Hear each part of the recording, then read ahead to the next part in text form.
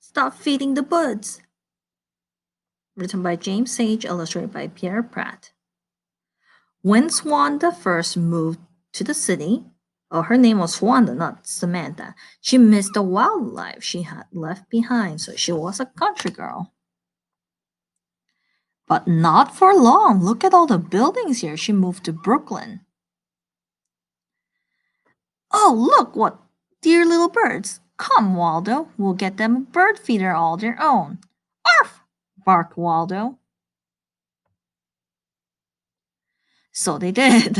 How the birds loved their new feeder, said Swanda. If only there weren't so many of them. Uh-oh. I don't think those were the tiny little birds that she saw. Those are pigeons. And look at Waldo's face. How is he feeling? How are the neighbors feeling?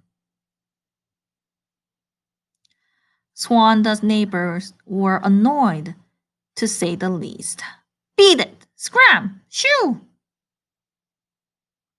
Enough is enough already, said Mr. Kaminsky, the building superintendent. He put up 2 plastic owls and a cat on the prowl to scare them away. But the pigeons were content to roost on top of them. Coo, coo, went the pigeons. Can you coo?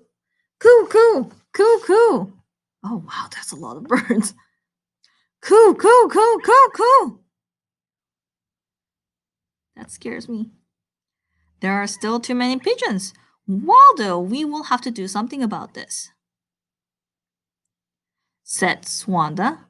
What you need is some sound practical advice, suggested a neighbor. Arf, arf, barked Waldo. So Swanda paid a visit to the pest control officer. It sounds like a no-win situation to me, who directed her to the keeper of the birds in the city zoo. I'm afraid the problem with pigeons wherever does. Who put her in touch with an exotic bird fancier than Peru.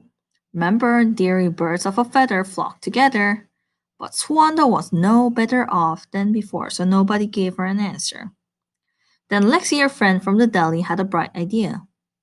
And she mentioned it to Angelo, and Angelo told Sonia, and Sonia told Danny, and Danny told Louis, and Louis told Yasmin, and Yasmin told Igor, and Igor told Mr. Kaminsky, and they all went around to tell Swanda, Swanda, you gotta stop feeding the birds! Which is what Swanda did, and suddenly the street was peaceful again, to everyone's relief. Mr. Kaminsky, in particular, was glad to know that his pigeon-chasing days were over.